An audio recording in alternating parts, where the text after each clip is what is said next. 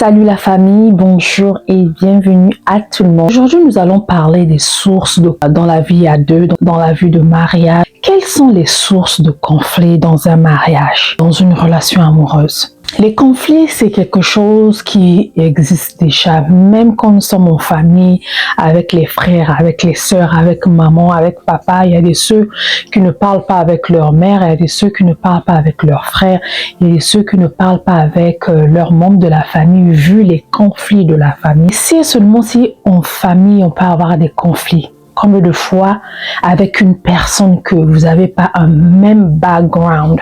Même background, c'est pas une même éducation, vous n'êtes pas sortis d'une même famille, même père, même mère. Si ta soeur, ton frère de même sang, même père, même mère, vous avez eu à avoir des conflits ou vous avez des conflits, donc ça veut dire qu'avec une personne que tu rencontres en chemin, c'est sûr et certain que vous pouvez avoir des conflits. Mais quelles sont les sources de conflits?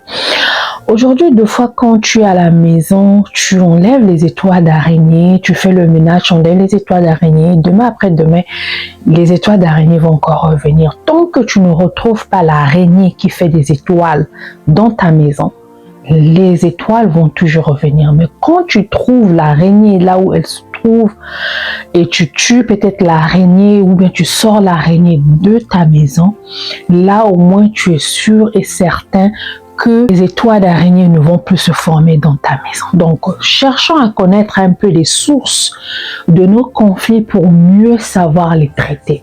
Aujourd'hui, je viens parler des histoires d'amour. Par exemple, tu viens parler des histoires d'amour comme moi, je viens donner des conseils dans le mariage. Mais si seulement si j'ai pas vraiment vécu dans le mariage, je connais pas qu'est-ce que c'est vraiment, j'aurais du mal à bien donner des conseils. Mais pour une personne qui maîtrise le problème, pour une personne qui maîtrise le sujet, il y a une facilité de donner ou de traiter ce problème. Donc, on va chercher à avoir 10 sources. J'ai 10 sources, si je ne me trompe pas, 10 sources de conflits dans la vie à deux. On va aller juste tout de suite.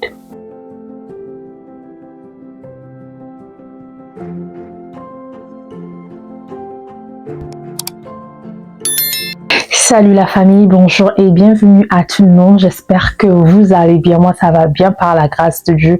Mon nom est Bélia. Welcome and welcome back to your channel.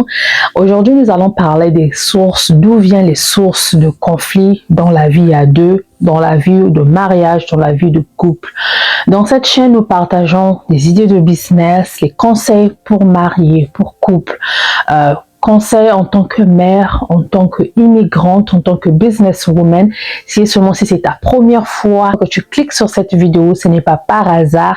Je vais te demander de t'abonner, d'aimer la vidéo et de partager. Si seulement si ce sujet-là ne t'intéresse pas, mais c'est sûr et certain que dans la chaîne, tu pourras trouver des sujets qui vont t'intéresser. On parle un peu de tout et de rien. Donc, si seulement si tu t'es abonné, welcome dans notre famille. Nous te souhaitons bienvenue dans notre famille. Sans tarder, je vais aller sur la première source de conflit dans la vie à deux.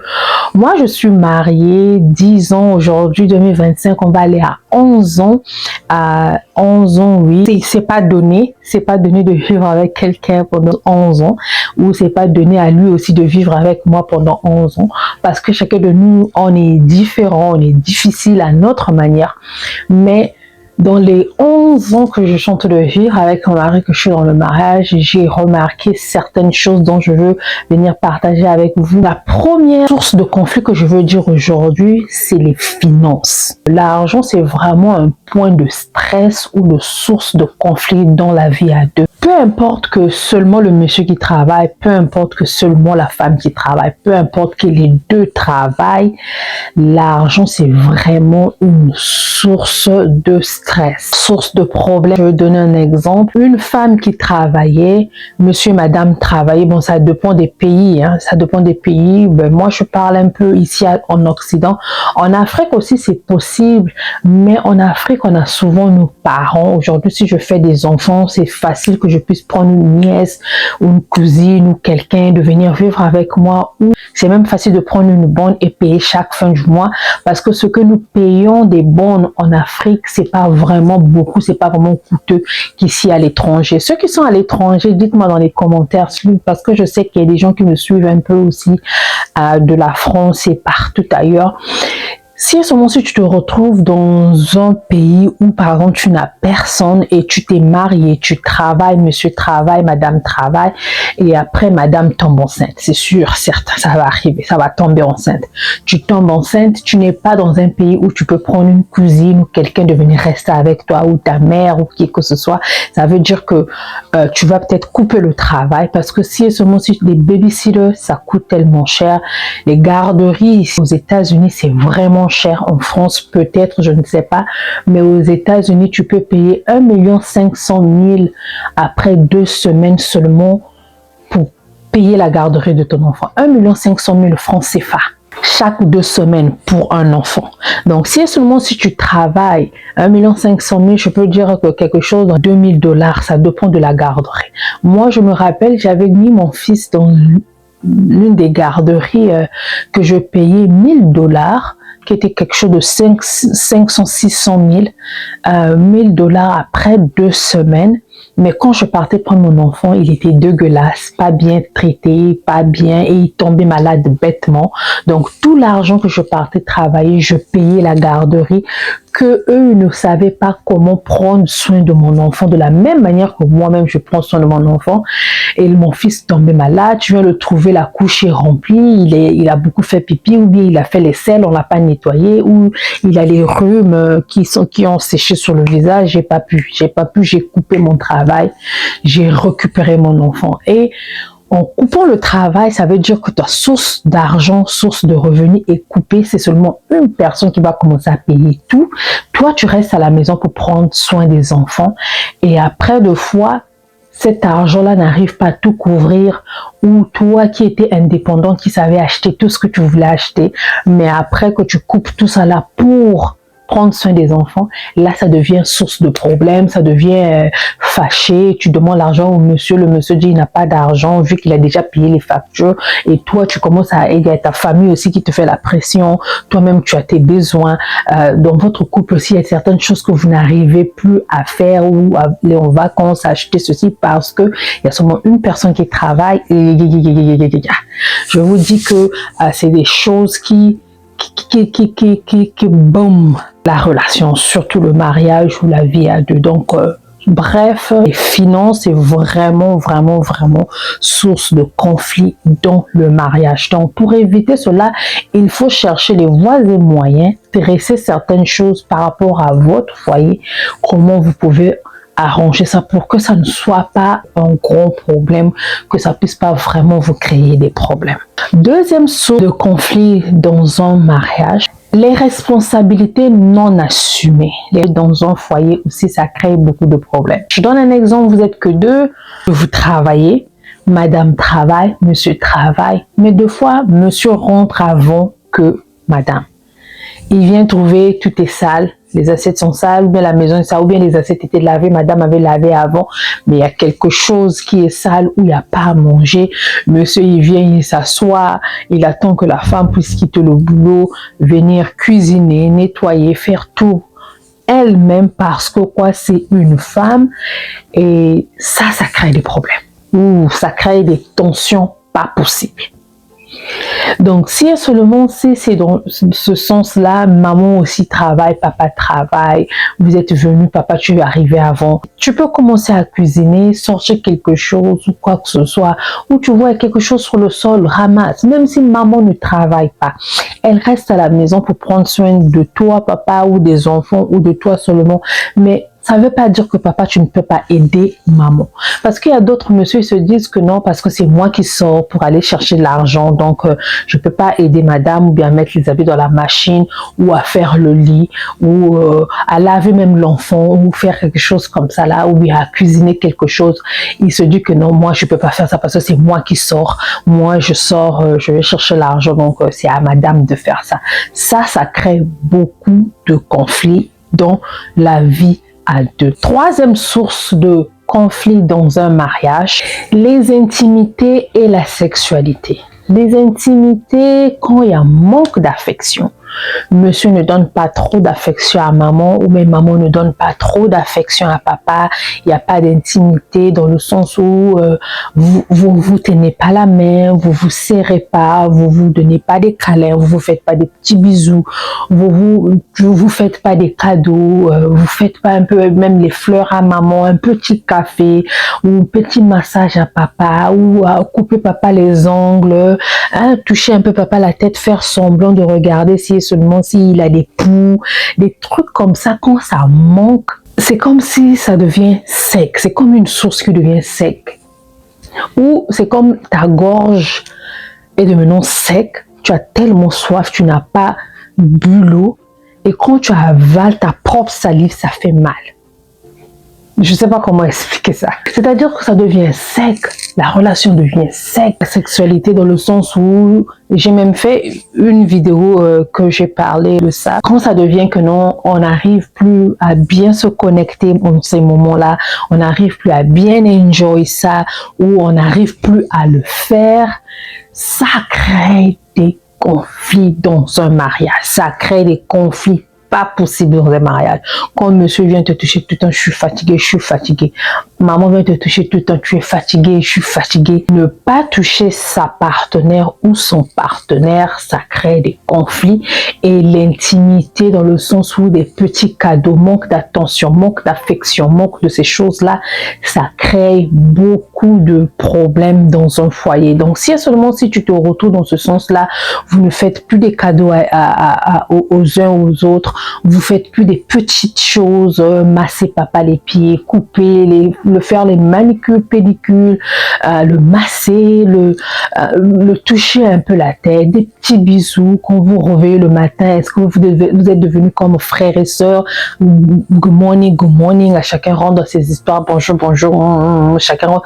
Il n'y a plus de câlin, il n'y a plus de cette affection-là. Maman est dans la cuisine, est-ce que tu viens tenir maman? Est-ce que tu lui combles de bisous? Est-ce que maman en train de cuisiner, tu lui emmènes un peu même le jus? Ah chérie, prends un peu le jus, tu vas boire. Ces petites choses-là, quand ça manque, ça crée des histoires. Madame commence à te dire pourquoi il me touche plus, pourquoi il ne fait plus ceci. Papa commence à te dire pourquoi il me fait plus ceci, pourquoi.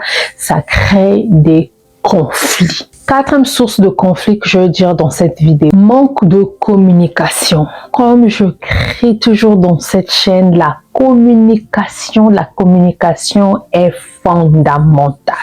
La communication est essentielle. La communication, elle est très importante. Quand vous n'arrivez plus à vous communiquer, vous n'arrivez plus à écouter les uns et les autres, vous n'arrivez plus à parler de tout et de rien, il y a un danger. Il y a vraiment un danger. Il y a des autres qui communiquent, comme je dis toujours, j'ai fait une vidéo de 7 clés pour mieux communiquer. Il y a des gens qui communiquent mais qui ne communiquent pas. Ils communiquent mais personne n'écoute. Ils se communiquent mais il n'y a rien qui change. Ils se communiquent mais c'est comme si c'est un enfant de la maternelle ou un cochon. On le prend, on le lave, ça va retomber encore dans la boue. Donc s'il y a des problèmes de communication, vous n'arrivez pas à vous comprendre, vous n'arrivez pas à vous communiquer, à vous entendre, ça crée des histoires. Moi je te dis, donne-moi le pain, toi tu entends, donne-moi la pierre, et quand tu me donnes ça, je me fâche. Moi, je te dis, ne fais pas ça. Toi, tu fais autre chose. Tu fais la chose que je te dis de ne pas faire. Ça va créer des tensions. Ou quand vous comprenez pas, comprendre aussi c'est quoi, se comprendre que non, moi ma femme aime ça, mon mari aime ça, mon mari n'aime pas ça, mon mari aime ceci. C'est dans la communication. Quand vous parlez, quand vous faites des choses, c'est là où tu vas comprendre que non, ma partenaire aime ça, mon partenaire aime ça, ça on n'aime pas, ça on aime. Comme je dis toujours, deux personnes qui sortent dans deux différentes familles, c'est comme l'eau et l'huile ou l'eau et le foufou. Pour avoir un bon mélange, il faut mixer, il faut faire du travail là-dessus. Ou les œufs, les œufs, quand il y a le jaune d'œuf, il y a le white egg and yolk. le blanc d'œuf et le jaune d'œuf, ça sort d'un seul œuf, mais pour avoir ce mélange-là, il faut bien battre. Quand tu ne bats pas très bien, ça va pas se mélanger. Donc les deux, pour faire quelque chose de bien, il faut vraiment travailler là-dessus. Donc travailler, c'est se communiquer, c'est savoir qui est qui, comment je peux faire ceci pour bien mélanger ceci. Donc la communication, elle est très importante. Cherchez à arranger votre communication si et seulement si vous vous retrouvez que dans votre communication, il y a beaucoup de choses qui ne marchent pas. J'ai une vidéo aussi là-dessus où je vous donne des clés pour mieux se communiquer. La cinquième source de conflit dans un mariage, c'est la maturité. La maturité, beaucoup, peut-être c'est pas dans ton cas, mais beaucoup sont devenus matures dans la relation, dans le mariage. Beaucoup, on rentre dans le mariage, on n'est pas mature au niveau où on devait l'être. Donc la maturité, quand tu tombes sur une personne dans un couple qui n'est pas mature, ou toi-même tu n'es pas mature, c'est vraiment un problème. Une femme mature ne pleure pas devant des problèmes. Une femme mature ne cherche pas à bouder ou bouder un problème, elle va dans son coin. Non. Une femme mature, il y a un problème, tu fais asseoir la personne, vous parlez. Un homme mature, quand elle voit que sa femme fait des choses pas bien, elle va appeler sa femme, elle va dresser sa femme à sa manière. Quand je parle de dresser, ce n'est pas taper seulement. Éduquer quelqu'un ou éduquer les enfants, ce n'est pas seulement dans la violence. Il y a des hommes qui ont épousé les femmes immatures, mais à travers ce temps-là, la femme est devenue mature. On savoir comment la parler, comment la dresser, comment faire ceci. Une femme ne se tient pas comme ça devant les gens. Une femme ne parle pas comme ça devant les gens. Une femme ne mange pas comme ça devant les gens. Une femme à table se tient comme ça. Parce qu'il y a des ceux on est sorti parfois, la femme que tu as épousée était orpheline, elle n'a pas eu quelqu'un pour la montrer quoi faire, ou elle était dans une famille, mais on l'a pas montré ça. Donc quand tu tiens à la personne, tu aimes la personne, mais elle est immature, tu peux toujours l'aider à être mature, ou si ça marche pas peut-être, I don't know, mais l'immaturité, c'est vraiment un conflit. Surtout quand une femme mature épouse un homme immature, elle diminue déjà le monsieur. Quand la femme est tellement mature et qu'elle épouse un homme immature, elle te dit, avec une femme, on fait ceci, elle te demande, parce qu'il y a des femmes qui ont trouvé les hommes puceux, qui ont trouvé les hommes qui ne connaissaient rien de la vie de couple, mais la femme a l'expérience à montrer le monsieur. Mais en montrant parfois le monsieur s'il n'est pas si mature de catch ce qu'on entend de la dire, des fois la femme peut te diminuer, commence à te prendre comme un petit enfant où elle vivait avec son petit frère. Donc l'immaturité aussi, c'est vraiment source de conflit. Je vais aller rapide parce que je l'ai dit, je veux pas, là je suis seulement à 5, je veux pas trop tirer son longueur, sinon qu'on va aller à 40 minutes, 1 heure. Donc je veux wrap ça seulement comme ça, mais l'immaturité, c'est vraiment une source de conflit dans un mariage ou dans la vie à deux. Sixième source de conflit, la différence des valeurs et des croyances. Chaque famille a ses valeurs, chaque personne éduque sa personne ou bien ses enfants avec ses valeurs. Chez nous, une femme, tu peux pas manquer un homme de respect. Un homme, peu importe comment il est, tu peux pas faire ceci. Une femme ne peut pas faire cela à son mari, tu dois te comporter comme ça. L'homme devant sa femme, tu dois être comme ça. Mais deux fois, on n'a pas les mêmes valeurs. Et crois pas sur les mêmes bases, les mêmes choses. Tu peux tomber, tu es une chrétienne, tu tombes sur un musulman, tu es une musulmane ou tu vas tomber un chrétien, ou tu crois sur les extraterrestres, l'autre ne croit pas ça, l'autre ses valeurs à elle, je ne peux pas faire la sodomie, je ne veux pas qu'un homme puisse me lécher en bas, je ne veux pas ceci, mais l'autre, l'homme se dit que non, il doit faire ça avec toi, il doit faire. Donc quand il y a des accords sur les valeurs et les croyances, des fois cela crée aussi des conflits. J'espère que tu as déjà aimé la vidéo, j'espère que tu as déjà partagé la vidéo, tu as déjà commenté, notre devise, partager, aimer et commenter.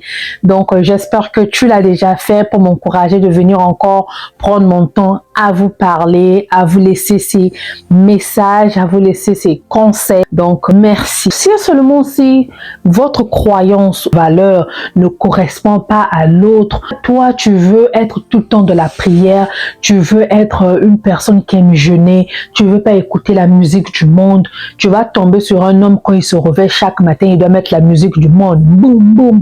Toi, tu viens de prier, tu viens de faire tout ce que tu voulais faire toute la journée, tu voulais peut-être être à écouter la musique de Dieu et tout, chrétienne et tout, mais tu te retrouves que le long, dès que tu te réveilles, monsieur met la musique du monde et tout, ça te pousse à retomber dans certaines choses que tu ne voulais pas. Ça aussi, ça crée des histoires. Dites-moi dans les commentaires. 7e source de conflit dans un couple, les familles et les amis. Il y a des amis qui viennent créer des conflits. Il y a des familles qui viennent créer aussi des conflits dans le mariage ou la relation à deux. Il y a des familles qui aiment s'ingérer, ça peut être la belle famille du côté du monsieur ou du côté de la femme qui aiment s'ingérer sur leurs problèmes. La femme et son monsieur, c'est comme moi aujourd'hui, par exemple, je peux donner un exemple. Chez moi, mon mari m'aide à laver les assiettes. Chez moi, mon mari m'aide par exemple à mettre les habits dans la machine. Mon mari est capable d'enlever la couche de l'enfant, de changer la couche. Mon mari est capable de faire manger notre bébé ou bien notre enfant. Mon mari est capable aujourd'hui là de laver les enfants si et seulement s'il veut m'aider. Il n'y a pas de tabou chez nous que non, l'homme ne peut pas faire ça. Il est capable de sortir la poubelle. Il est capable de me laver les assiettes, de cuisiner. Mon mari, il peut être partout polyvalent. Ce qu'il veut faire, il va le faire. Il n'y a pas un tabou que non, l'homme ne peut pas cuisiner. La cuisine, chez moi, l'homme ne rentre pas. Bon, il y a d'autres personnes, c'est comme ça, ou bien les musulmans ou quoi. Chez moi, l'homme ne peut pas rentrer dans la cuisine, l'homme ne peut pas laver les enfants, l'homme ne peut pas faire ceci. Donc, chez moi, ça n'existe pas. Tout ce qu'il peut faire, il peut le faire. Tout ce qu'il veut faire pour m'aider, il le fait. Mais il y a d'autres personnes, si seulement si, par exemple, je peux dire, chez moi, c'est comme ça et que sa mère, par exemple, maman, je te fais des coucous là où tu es, si ce mot tu me suis, mais elle n'est pas comme ça, mais je donne un exemple. Elle aussi, elle ne vit pas avec nous, elle vit loin en France. Par exemple, dans un couple comme ça, un homme qui fait tout, qui lave même les sous-vêtements de sa femme, comme on voit dans Boéry, Michel, Ma Famille, et que sa sœur ou sa mère vient le trouver en train de faire la cuisine ou en train de faire la lessive, on va dire que non, cette femme-là gaspille notre frère. Cette femme-là a rendu notre femme comme un chiffon. Cette femme-là ne respecte pas notre frère. Cette femme-là. Aujourd'hui, là, tu peux arriver chez ton frère et que non, la femme de ton frère a pris les pieds, a mis sur son mari est en train de masser sa femme les pieds. Chez d'autres, ça se fait pas. La famille va s'ingérer. Ou les amis vont s'ingérer dans le sens où c'était un mari qui sortait avant toi, avant le mariage, c'était tout le temps avec les amis, ça sortait chaque samedi, vendredi, c'est les boîtes, c'est les restaurants, c'est les trucs et tout, c'était tout en dehors. Mais une fois qu'il est maintenant avec toi, il est maintenant dans une relation, les samedis c'est coupé. Ou il fait maintenant un samedi après chaque mois, ou il ne fait plus ça. Où il est devenu rare avec les amis. Depuis qu'il a connu cette femme-là, ça, c'est pas une bonne femme. Ça, c'est pas une bonne femme. Il dépensait avant, il dépense plus. Il faisait ceci, il fait plus. Depuis qu'il a connu cette femme-là, il ne fait plus ceci, il ne fait pas cela.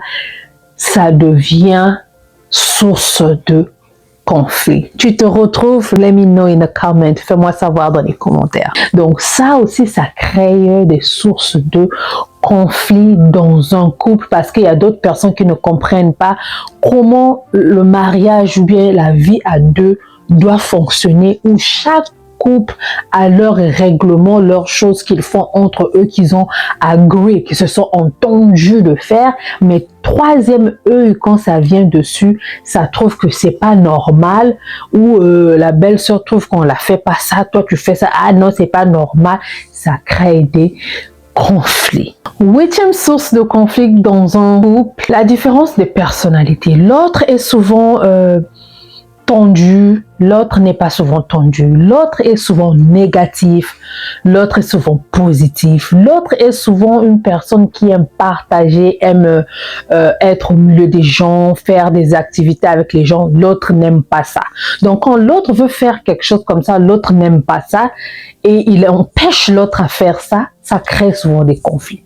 L'autre est outgoing. Outgoing, c'est une personne qui aime souvent être dehors, sortir. Elle aime la vie, sortir, faire tout ce qu'elle veut faire. L'autre aime rester à la maison, rester sur son fauteuil, travail, maison, travail, ceci. Mais l'autre est travail, ça va chercher, ça sort. Ça... Donc, l'autre est outgoing. L'autre est souvent pas comme ça. Cela crée aussi des histoires. Oh non, toi tu es toujours dehors, toi tu es toujours au truc là. Ou c'est celle qui dit, qui aime sortir, tu dis on sort, on va faire un tour dehors. Ah non, moi je veux pas. Toi tu es toujours comme ça. Tu restes toujours à la maison, tu es boring comme on dit, tu es ennuyant, tu es ceci. Donc la différence de personnalité aussi deux fois crée des conflit. Neuvième source de conflit, l'insoumission des femmes. L'insoumission des femmes aussi crée beaucoup de conflits. Moi, je me dis, hein, je sais pas, dites-moi dans les commentaires, mais une femme qui est heureuse, une femme qui est en amour, elle est soumise. Je ne sais pas.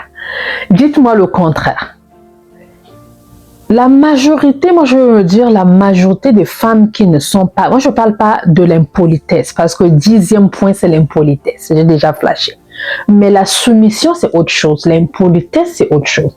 La soumission pour moi je me dis une femme qui est heureuse, qui est amoureuse est soumise. Elle se retrouve du côté sentimental, intimité, sexualité, finance, présence émotionnelle, elle se retrouve.